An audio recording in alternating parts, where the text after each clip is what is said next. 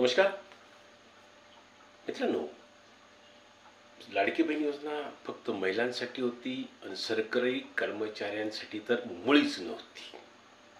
पण मुळात जे भ्रष्ट आहेत, लाच खाऊत आहेत, ते लोक संधी सोडणार नव्हतेच.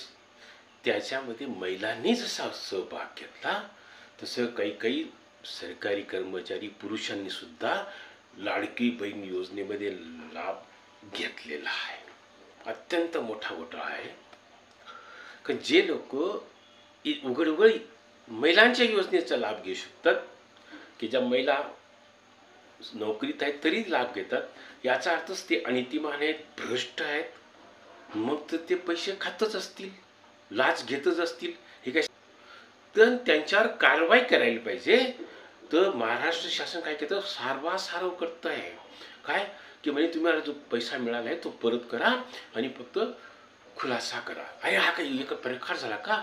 म्हणजे तुम्ही कुशाल भ्रष्टाचार करा, तुम्हाला प्रोत्साहनच आहे. हा अत्यंत गंभीर प्रश्न आहे. त्यांना बडतर्फच केलं पाहिजे.